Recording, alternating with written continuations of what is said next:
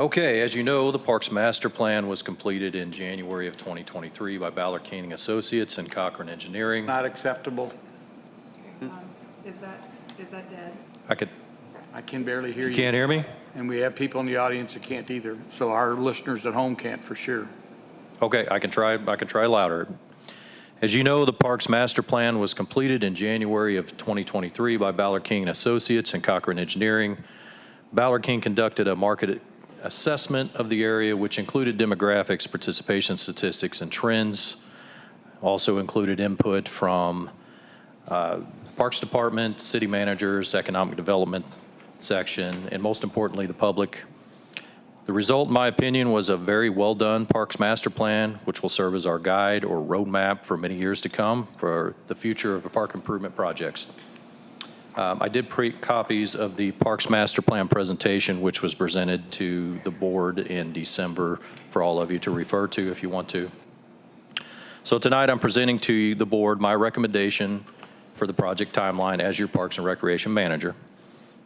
This is not a surprise. Each of you joined me for a park tour back in the spring, and we discussed one of the first projects that I wanted to do at that time.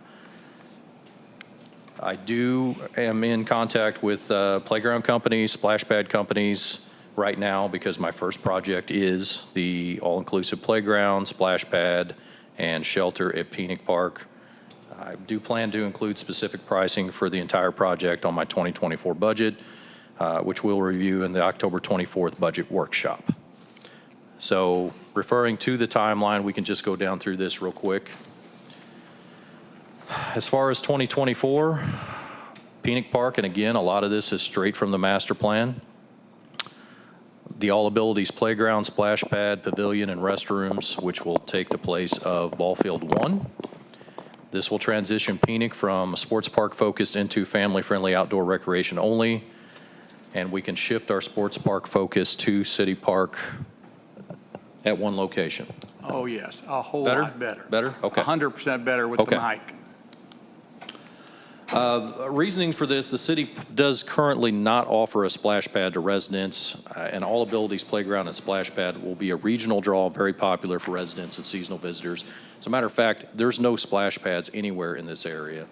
You got to go to Jeff City or Springfield, honestly. And this is a safer alternative for families that want to enjoy outdoor water features, but maybe not comfortable with a crowded pool. And to add to that, tournament directors do not like using Phoenix Park for overflow due to lack of parking and only our 200-foot fence on Field 1. As a matter of fact, if they do utilize Phoenix, they usually use Field 2. So they only use Field 1 if they have to. As far as our next timeline, 2025, I was trying to stick with low-hanging fruit. I know a lot of these projects are very pricey, according to the estimates from Cochran Engineering. But the City Hall Dog Park, this would be to construct a dog park at city-owned acreage adjacent to City Hall. Reasoning for this, currently there's no dog parks located within the city limits of Osage Beach. To be quite honest, the only dog parks in the area, you have one at Four Seasons, Village of the Four Seasons, and you have one behind the Lynn Creek Vet Office. Both are fine. I don't want to speak illy of either one of them. They're an option, but there's nothing within the city limits of Osage Beach. I'm in the parks every day. We frequently receive requests from our visitors. I talk to them every day. This has been very relevant in the last 6 months. The park staff have really started to ask people to abide by the ordinance to keep your dogs on a leash for safety reasons. It's been in place for many years. It just really wasn't enforced in the past. And so as part of that conversation, the subject of dog parks come up. So I think that this would be a great feature for the city. It'll be a safe location for visitors with the police department in close proximity. There's plenty of room for expansion in the future to add a playground or other improvements if we choose to do so. And to be quite honest, we can monitor usage here to help us determine whether or not we want to move forward with putting the dog park in Phoenix Park, which I'll talk about in just a few minutes. As far as 2026, I recommend City Park baseball field. If we move forward with Phoenix Park, we'll be losing a baseball field. This will, of course, replace soccer field 2. Per the master plan, will enhance competition space, provide opportunities for larger tournaments at a single location. As I said before, tournament directors do not like using Phoenix Park because of field 1 size, lack of parking, logistics of running tournaments at 2 different locations. The city clearly does more rentals and sporting events with diamonds, hence the focus of the master plan recommendations. The soccer fields, unfortunately, are underutilized. As I've mentioned before, I've been the Parks and Rec manager for the city for 14 months, a little over a year. We've had one group approach us about possibly doing a soccer tournament. We were excited, and then we followed up and we never heard anything. Other than that, they're rented for very small events, but nothing to utilize them as soccer fields. 2027, Phoenix Park Dog Park Field 2. Recommends converting Phoenix Park Baseball Field 2 into Destination Dog Park. This will feature areas for both small and large dogs and will have water features and shade available. We'll complete the transition of Phoenix Park into a family-friendly outdoor recreation only, and will establish Phoenix as a destination park. If City Hall Dog Park is approved and constructed, this will be convenient for Osage Beach citizens having a dog park on both sides of the bridge. 2028, and this was difficult for me. As a matter of fact, Mitch and I had several conversations about this on what to recommend first, the dog park or the lakefront improvements. But at the end of the day, I felt that the dog park was more important because we could transition Phoenix completely into family destination park. But 2028 City Park lakefront improvements, I think we can all agree that the lakefront is a hidden gem. The project calls for constructing an asphalt roadway, parking lots, a 30 by 70 pavilion, and a smaller 30 by 30 pavilions, restrooms, a kayak canoe launch area. As the area is improved, becomes more popular, additional parking will absolutely be needed, and this will be an extremely popular area for special events and outdoor recreation. In the interim, I am moving forward with improving the area on a smaller scale. I'm already taking steps to possibly start a watercraft operation next year. That will be on the 2024 budget as well, so just an FYI. And lastly, 2029, City Park, Pond, Boardwalk, and the Hilltop Shelter. And the project calls for construction of a boardwalk along the south side of the pond and a 30 by 50 pavilion and parking lot above the retaining wall in City Park. These will be great features for the park. People will enjoy them, but I thought in the grand scheme of things and compared to all of the other projects, this probably last on the list.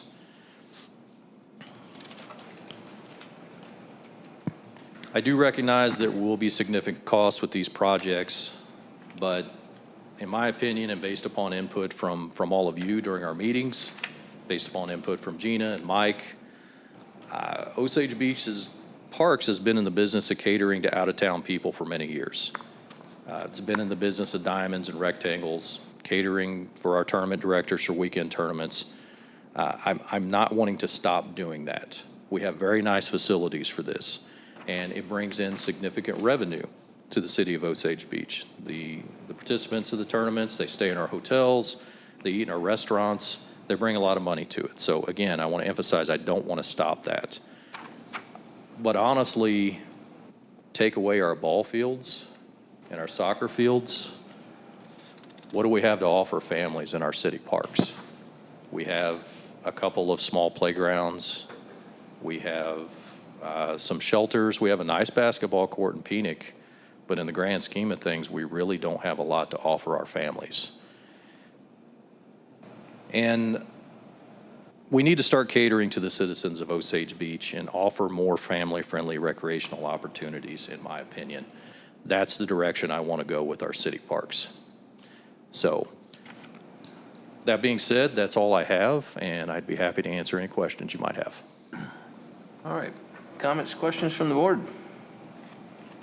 Alderman Rucker. Short and sweet as possible, but I tried. anyway, I tried. how many dollars do you need in each year? Well, That's, I mean, because that's obviously going to have, even though that's a good plan, I don't have a problem with the plan, I can personally see some of the years where we couldn't complete everything at this point because, number one, we don't know how much revenue we're going to get from that future tax that we've placed on the marijuana facilities. So that's kind of, we've got some guess, but that's still unknown. So I just wondered what kind of dollar figures you're looking at each year. And are you escalating that money to where it's today's money, or is it 24, 25, 26, and 27's money? I can't give you an answer to that. The pricing that's in the master plan by Cochran Engineering is an estimate based upon today's dollars. And I want to emphasize, this is just a recommendation. We can space it out, you know, do a project, take a break for a year. It's whatever the board wants to do. But, you know, the dollar amounts they're recommending today obviously will be more expensive 3-4 years down the road. And, you know, the master plan is a guide. It's not, we can deviate, we can go smaller, we can do any number of things. But as a whole, I think it is a very good plan and it is a very good direction we need to go. Well, I think it gives us, you know, it gives us a pecking order at least. I mean, you know, I would have been happy with 1 through 50, so to speak, rather than year by year, but that's okay. Either way, it serves me what I want to see, you know, a pecking order of what you consider to be the number 1 project, the number 2 project, number 3, and whether we get those first 4 projects done at 24 or half in 24 and half in 25. That's the only thing I'm looking at, you know, from that perspective. If you had done any work on that, or are you leaving that to the bean counting people of the organization? No, I've been in contact with quite a few playground companies and quite a few splash pad companies, and just throwing out an example, the best price I've seen on a installed splash pad to fit the footprint of what Cochran Engineering recommends was less than $200,000. And I knew nothing about splash pads, but having researched, it's not a bad price. So Cheaper than I thought. playgrounds, you get what you pay for.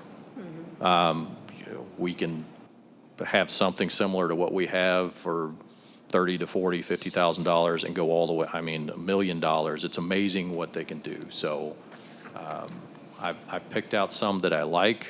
I'm still receiving recommendations from these companies, and again, it'll be on the budget.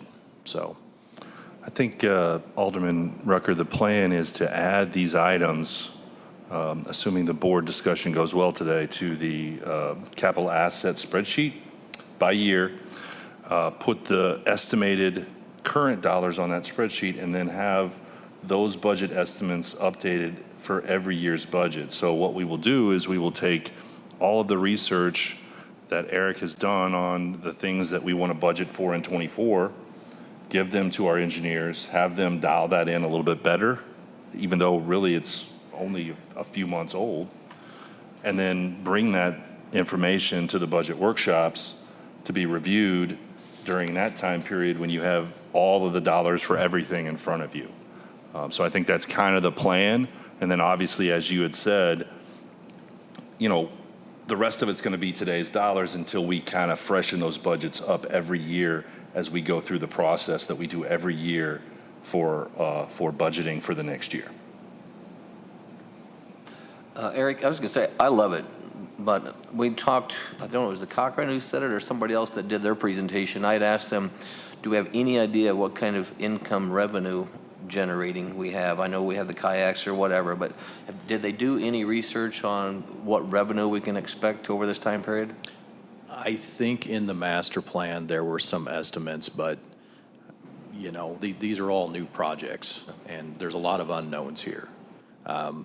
I can speak from experience. I started a watercraft operation in one of the state parks that I managed, and we started out with a few boats, and 8 years later the equipment pays for itself, honestly, if you look at it that way, the first season.